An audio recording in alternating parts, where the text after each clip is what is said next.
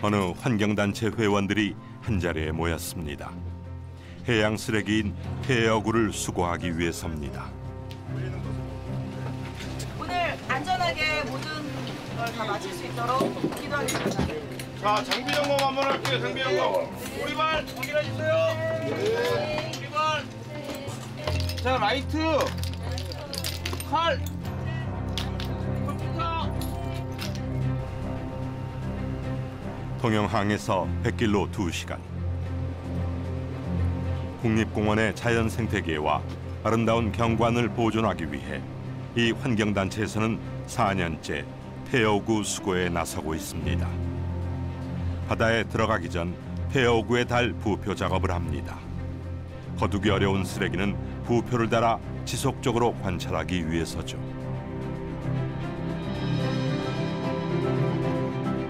폐어구를 수거하기 위해 도착한 장소는 통영의 홍도입니다.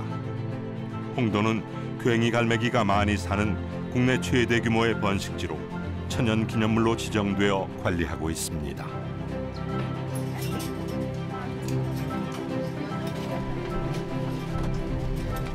도착하자마자 사람들이 일제히 입수 준비를 합니다. 일단은 밑에 내려가가지고 그 섹터 찾아서 그 주위에서만 일단 하시는 분들은 한 절단 하시고 저희가 아시기 때문에 그러면 저희도 그 주위에 있다가 만약에 콜 주시면 가서 뭐 넣든지 들어가서 찾아야 돼.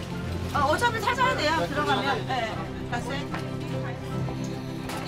1차로 물속에 들어가서 건져내야 할 폐어구의 양은 얼마나 되는지, 크기는 얼마나 큰지 가늠합니다. 안으로 조금만 치고 들어갈게요. 너무 멀다.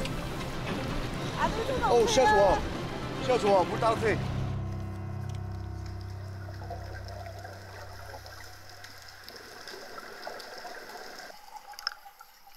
통영바다는 난류의 영향으로 수온이 온화한 편입니다. 그 덕분에 해조류가 풍부한데요. 이 해조류를 먹고 자란 바다 생물들이 다양하게 살아가고 있습니다.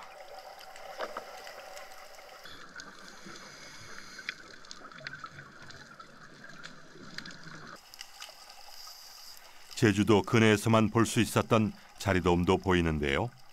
특별보호구역으로 지정돼 있어 다양한 생물들이 살고 있습니다.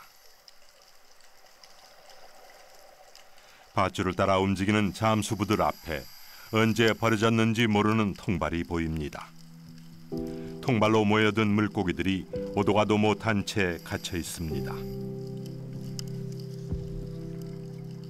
마치 유령이 어업을 하는 것 같다고 해서 유령어업이라고 부릅니다.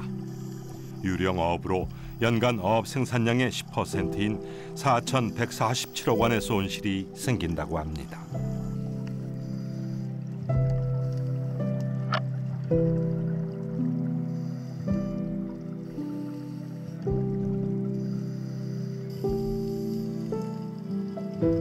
폐어구는 선박의 프로펠러에 감겨 해양 사고를 일으키기도 하고요.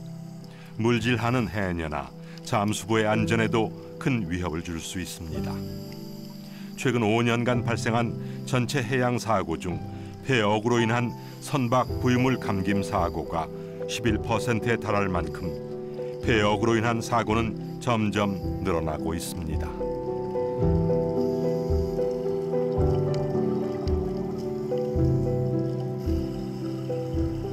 사람의 손으로 수거하기 어려운 폐어구는 부표를 붙여 띄우는 작업을 합니다.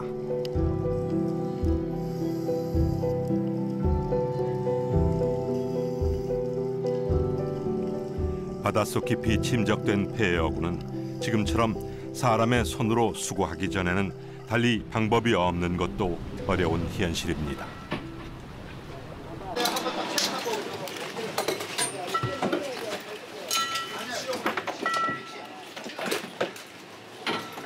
저거 위에서 끌어올릴 수 있을까요? 조금 띄워놨으니까 밑에 이제 작업을 다시 한번 깔아앉아서 보고 딱 그거 위에만 잘라내고 띄워야죠.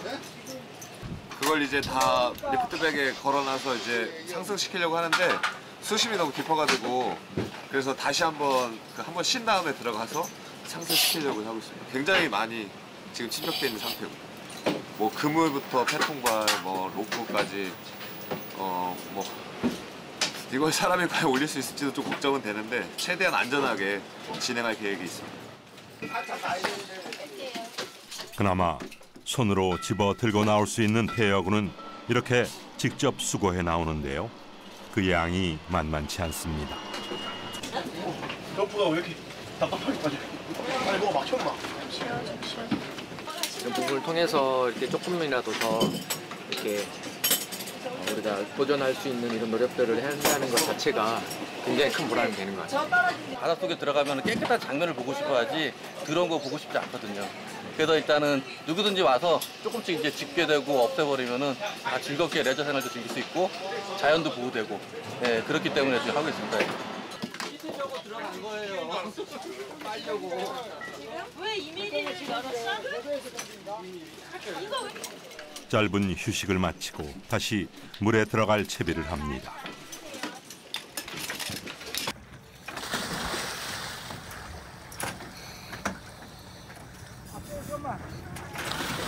앞쪽으로 오시래요. 앞쪽으로. 2차 입수 때에는 1차 때 미리 봐둔 폐어구를 수거할 계획입니다. 생각보다 훨씬 많은 폐어구가 바다를 점령하고 있습니다. 이 폐어구들은 어업 활동 중 태풍으로 인해 바다에 떠내려가면서 없어지기도 하고요. 조업 중에 잃어버리기도 합니다. 1차 입수 때 파악한 거대한 폐어구는 덩어리가 워낙 커서 잘라내서 올리기로 했습니다. 해류에 따라 휩쓸리다 한 곳에 모여 거대한 덩어리가 된 것인데요. 플라스틱 재질인 폐어구는 바닷속에서 분해되는 데만 500년이 걸립니다.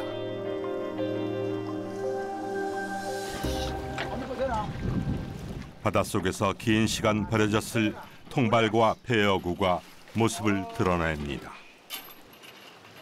이 폐통발에 의해 유령어업은 계속해서 일어나고 해양 생물은 죽어가겠죠. 근데 이거 10분의 1도 못 빼는 거야 지금. 하는 거 아니야. 10분의 1도 못 빼. 10분의 1도. 어마어마하게 많습니다. 상상을 초월할 정도로. 정말 많아요. 이게 누가 일부러 버린 건 아니거든요. 무슨 파도나 어떤 이런 태풍의 영향, 바다의 영향 때문에 휩쓸려 와서 어느 골짜기 같은 곳에 박혀가지고 그것들이 막 하나 박히면 또 다시 와서 그곳에 계속 침전이 되는 거거든요. 참 안타까운 건 이제 사실 물속이 안 보이잖아요. 일반인들은 그러니까 바다는 항상 건강한 줄 알거든요. 사실 속에서 멍들고 있는데 병 들어가고 있는데 그건 좀 안타깝죠. 그런 걸 저희는 조금 더 알리고 싶은 거죠. 그냥. 예. 근데 좀 안타까워요. 들어가 보면 아직도 저 걸려 있는 것들이 너무 많으니까. 잠수부들이 힘을 모아도 도저히 건져낼 수 없는 폐어구는 공공기관의 도움을 받기도 합니다. 오늘 공장 직원들이 주말인데도 불구하고 저걸 너무 고생 많이 하시는 것 같습니다. 한눈에 보기에도 엄청나게 큰 그물인데요. 한 해에 발생하는 폐어구 4만여 톤 중 이렇게 수거되는 양은 1만여 톤 정도고요.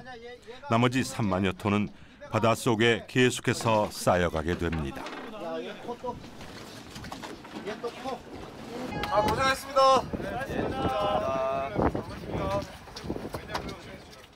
이 전반적인 그 어떤 구조에서의 이 해양 쓰레기를 줄이는 방법들을 모색을 해야 되는데 그건 정부의 몫이 굉장히 크지만 또 소비자의 일반 국민들의 역할도 같이 있어야 되는 것이고 또 이런 문제들에 대한 대중인식도 좀 증진돼야 될 요소들이 아직 많이 남아있고